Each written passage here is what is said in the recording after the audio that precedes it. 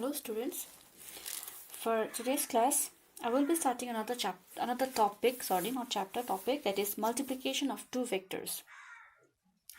Now, this is from the chapter motion in a plane. Now, in between there are a few small topics which I have skipped.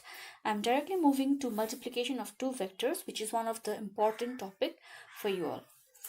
So, the multiplication of two vector quantities cannot be done by simple algebraic method. We cannot simply multiply like two numbers. The product of two vector must be a scalar as well as a vector. Okay, not must be, it may be a scalar or it may be a vector. For example, both force and displacement are vectors. Okay, but their product, force and displacement, force multiplied by displacement is work, but work is a scalar quantity. So a product of two vector can be scalar or either can be a vector. So if product of two vector is scalar, then it is called a scalar product. I write it down. If it is a two vector, vector multiplied by vector, if it is a scalar, then this will be known as scalar product. Okay, suppose if vector multiplied by vector is a vector, then it will be known as vector product. Okay, now if A is a vector and B is also a vector, if you multiply, if A and B are two vectors and then their product is scalar, then we write it as A dot B. Okay, we read it as A dot B. Now again, if there are two vectors A and B, if their product is a vector, then we write it as A cross B.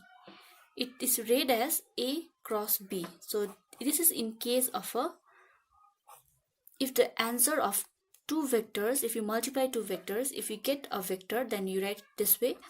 If you get a scalar, you write this way. So A dot B is a scalar product, or also known as dot product. Okay, it's also known as dot product. If it is a vector, if the answer is a vector, then it is also known as vector product, or sorry, cross product. Okay, so but when we multiply vector, the answer is either scalar or either vector. If it is a scalar, then we read as A dot B, which will be known as scalar product or dot product. If it is a vector, then it will be written as A cross B, which is a vector product or a cross product. So now we are going to study this two product in detail. First one is scalar product or dot product of two vectors. So two vectors, when we multiply, what we get in the end, we get a scalar, that is a number without direction, a product without direction. So that will be a scalar product or a dot product. So the scalar product of two vector is defined as a scalar quantity equal to the product of their magnitude and the cosine of the angle between them. So if there is two vector A and another vector B, angle between them is theta. Okay, so A dot B is the product. Okay, A dot B is the product. Now A dot B will be, if there is a dot in between, and when we want to write it without the arrow, then we write it as AB cos theta. Okay, when we remove this dot, we write cos theta. What is theta? Theta is the angle between A and B. And what is this A and B? A and B are this A and B is the magnitude. Okay, A and B is the magnitude, cos theta is the angle which gives the direction. So a vector is a combination of magnitude and direction. So AB gives magnitude, cos theta gives the direction. This is in case of a scalar product or a dot product. When we remove a dot, we write cos theta. Do remember this. Now b cos theta, this b cos theta is a component of vector b in the direction of a. So this b cos theta over here is actually in the same direction as that of a. Hence, the scalar product of two vectors is equal to the product of the magnitude of one vector and the component of second vector in the direction of the first vector.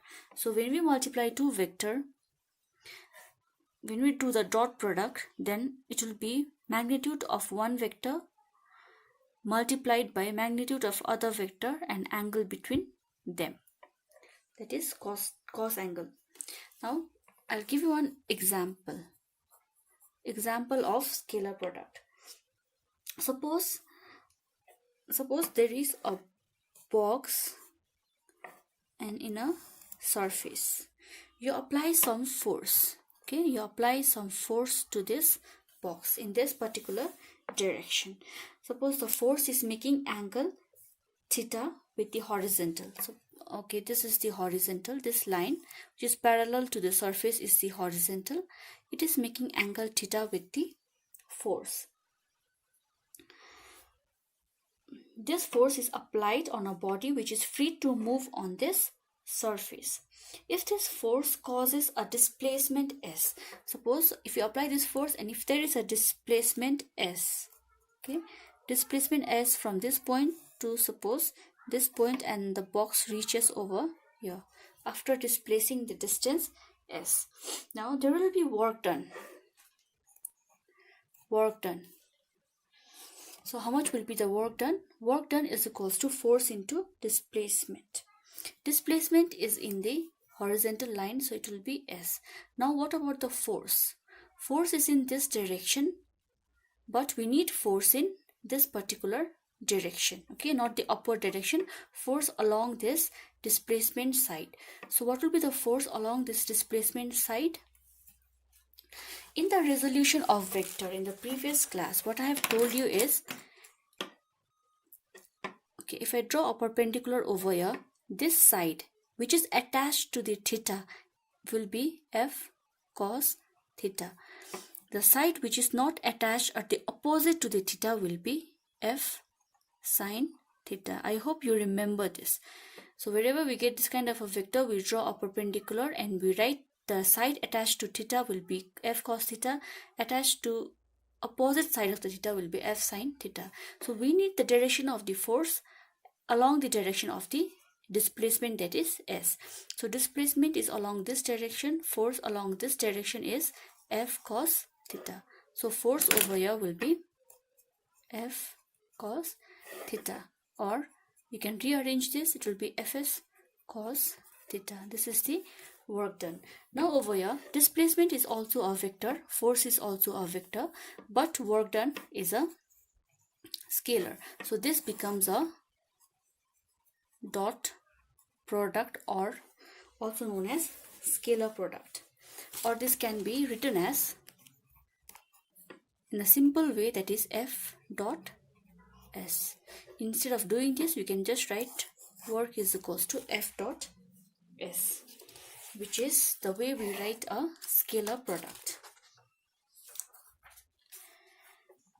Thus the scalar product of vector f and s gives work which is a scalar quantity.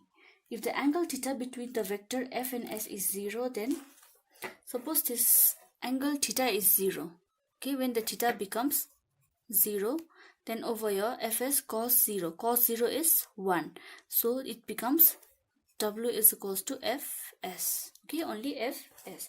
In this case the work done will be, in this case the work done is maximum, because the maximum value of cos theta is 1.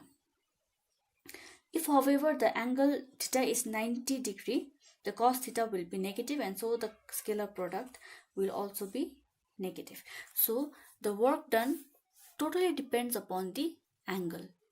So we choose a side where the work done is maximum, that is along the same direction as that of displacement.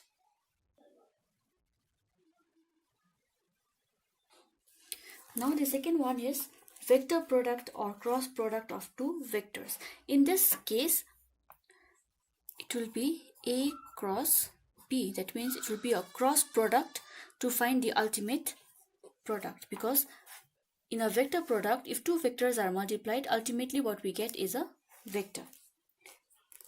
So let A cross B be vector C. So the vector product of two vectors is defined as a vector having a magnitude equal to the product of the magnitude. So this C has got the magnitude of A cross B. So if you multiply the magnitude, then the magnitude of C will be equal to the magnitude of these two vectors. And the direction will be the sine of angle between them and having the direction perpendicular to the plane containing the two vectors.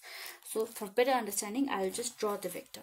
So if vector A is in this direction, vector B is in another direction, angle between these two is suppose 90 degree, then the resultant vector will be exactly perpendicular to this. Okay, this will be the resultant vector, that is C in upward direction. Direction is given by n cap. Okay, direction is given by n cap. So this vector A cross B, this can be written as AB sine, okay, sine angle or sine theta. It will be AB sine theta. So AB sine theta is the cross product. Whenever there is a cross, when you want to remove it, we replace it with sine theta. Now AB is the magnitude and sine theta gives the idea of direction.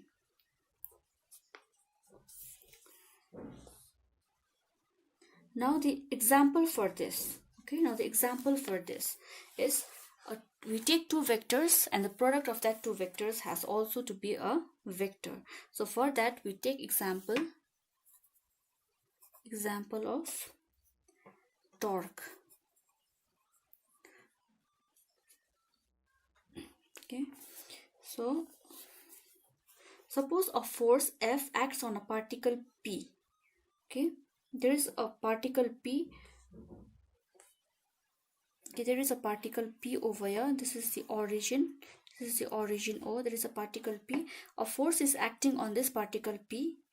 Okay, the angle between the P and this force is theta. The position of this particle from origin is R. Okay, the distance of force and this particle is wherever the force is applied and the particle is R. Then the torque acting on this particle will be R, distance from the origin, multiplied by the force. Okay, R cross F. Or if you remove this, then we can write R F sine theta. Now what is theta? Theta is the angle between the R, this R, and the force, the direction of the force which is applied. So this is how we calculate a vector product. So we'll do further numericals to understand this better also. Now the properties of vector product and properties of scalar product is not required. Just an understanding of cross product, what it is, and when we remove a cross, what it becomes, and understanding of dot product, or how we remove a dot and we write the cos theta. All this understanding is required, okay, for further study. Now for the next class, I will be starting another chapter. This is almost towards the end of this chapter, that is projectile motion.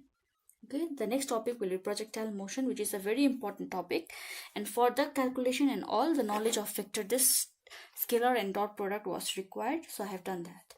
Okay, so we'll continue in the next class with another topic. And if you have any doubt, please do contact me. Okay, I hope you have my number, so you can directly contact me. This much for today. Thank you.